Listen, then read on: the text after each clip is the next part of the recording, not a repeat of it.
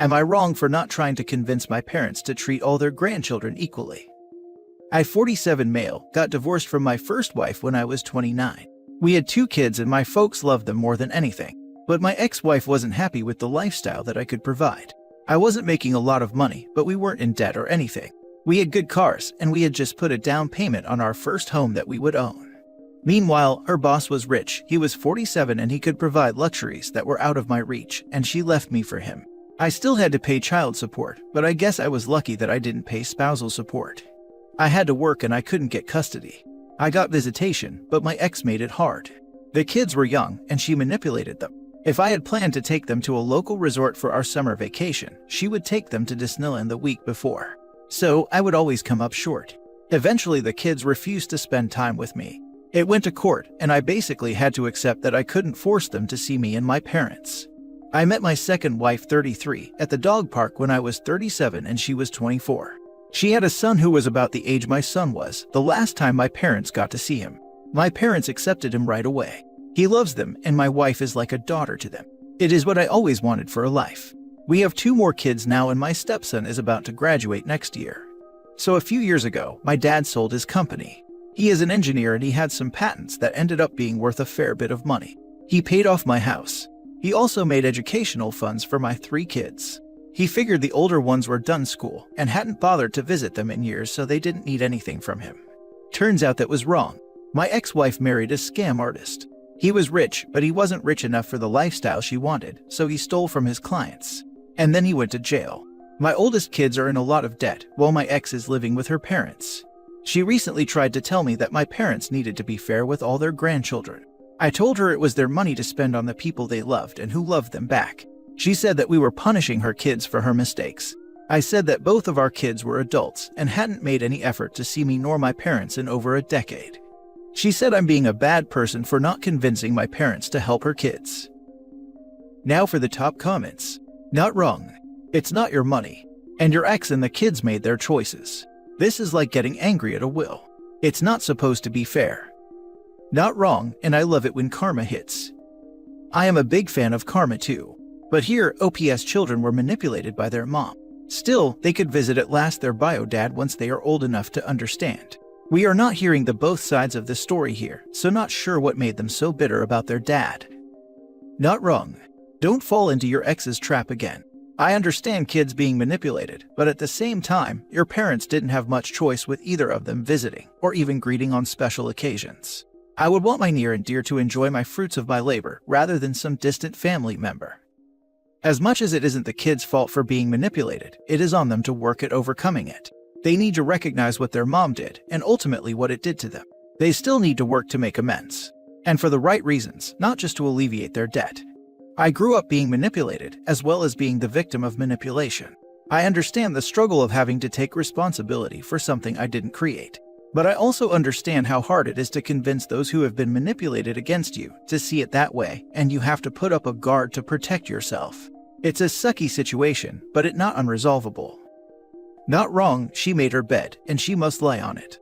Kids are adults now, they could have made an effort to know you and your family, they didn't. She's only reaching out because money bags was money rags, and she realizes what she could have had and hoping to still cash in. It has nothing to do with you and your family, but about how she can cash in. Next story. Am I wrong for not supporting my ex? Ex broke up with a decade ago, 3 months before our child was born. Said I wasn't fit to be a father due to an opioid addiction. I'd been in a wreck that caused severe spinal damage and pain, and formed a habit that I'll admit took me a lot longer to kick than I'm proud of. She was never in any way supportive on that particular subject, but her leaving me over it was out of the blue.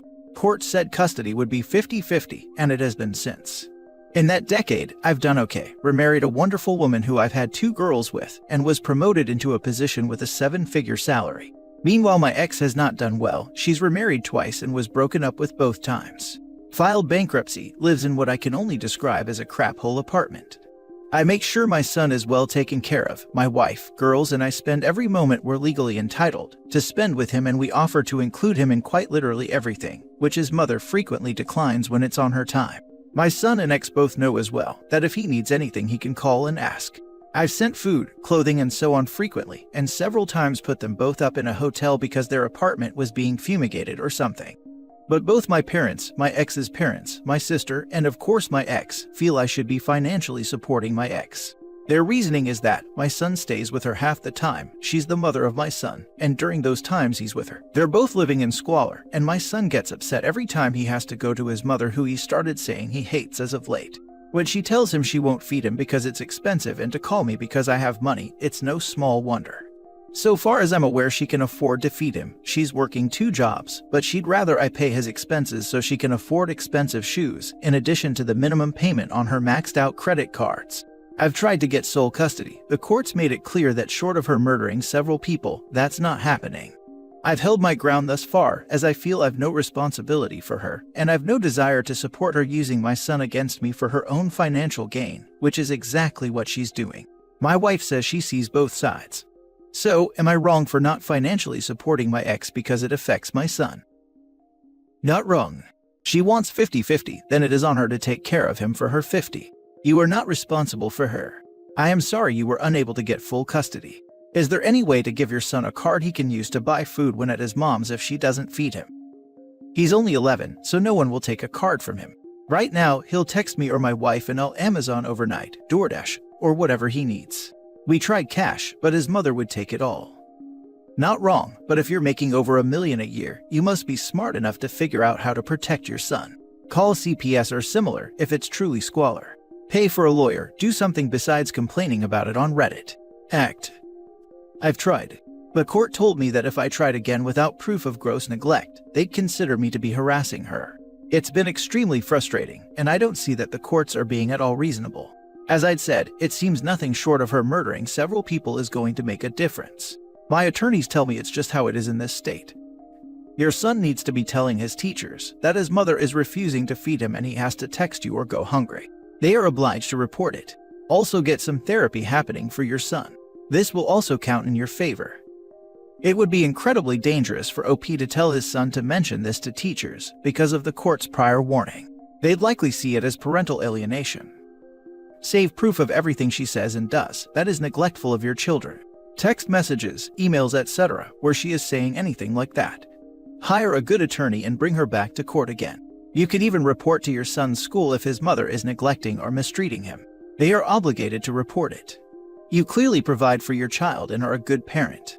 You can prove to the courts that she is unfit if you have sufficient documentation. You need to speak to an attorney. Reddit is not the place for this, but you are not wrong for not wanting to financially support her. It's only your job to financially support your kid. Next story. Am I wrong for telling my mom to shut the heck up about karma? My mom was cheated on by my dad, and the lady my dad cheated with got pregnant and my dad decided to leave my mom for her. Their kid is now 17 male, I'm gonna call him Luke. My mom does not like Luke or my dad, or Luke's mom. I'm not close to any of them either. I despise my stepmother, and I hated my dad for a long time too, but our relationship has improved. I barely have a relationship with Luke, but that's improving too. One thing my mom believes in is karma, or at least her definition of it. Ever since the day she found out my dad cheated, she's been telling me about how karma will get him and the other woman back disguised as Luke. Something happened to Luke a couple years ago. My mom called it karma. This was disgusting to me because while I usually just let my mom say whatever because she's been through a lot, I draw the line at her calling my half-brother's trauma karma. Instead of just minding her own business, my mom told everyone and their moms about how this was karma getting them back. We had a massive fight about it and didn't talk for months, but she eventually apologized. I've been spending some time with Luke because my dad said he's been feeling a bit down since he broke up with his girlfriend, and I wanted to catch up. My mom doesn't like it but keeps her mouth shut. Anyways, I was staying the night at my mom's house for reasons, and was FaceTiming my husband in my room. I told him how Luke's actually a really fun kid to be around, and that I'm very glad he's been able to rise above everything that's happened to him. I then said, he's been through a lot. The second I said that, I heard a sound outside my door, hung up, then found my mom listening. I asked her what the heck she was doing, and she immediately said, you shouldn't care this much. Hate to say it, but this is just karma at work. I doubt this is the last struggle he'll have to deal with. Karma's unforgiving like that. I was honestly mostly really disappointed. I ended up yelling though, and told her to shut up about her stupid freaking karma and move on. It's been 17 years, and she sounds insane. My mom was all like, how could you say that? You know what I've had to deal with. Are you betraying me too? I just rolled my eyes at her and walked into my room. She began to yell at me through the door saying I broke her heart and how I'm being incredibly cruel, etc. She didn't talk to me the next morning and looked as if she cried all night. My older sister says that I should apologize and that I should be kinder, but I don't know. Am I wrong here? Edit. I'm a 30-year-old female. My dad and mom are both the same age and 50 plus. My dad married his affair partner who is also 50 plus and had my brother who is 17 years old. Now for the top comments. Not wrong. If anything, wouldn't the karma be against your dad and stepmom who cheated? What did Luke do other than be born?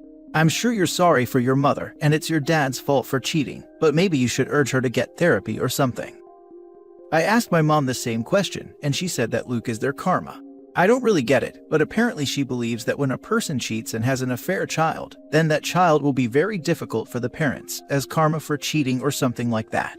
Luke was in as a bit of a troublemaker, so she likes to call that karma as well. Lol, if I recommend therapy, I think she will actually lose it. My older sister tried, but my mom was firmly against it. Not wrong. The level of vitriol your mother has for your half-brother is alarming.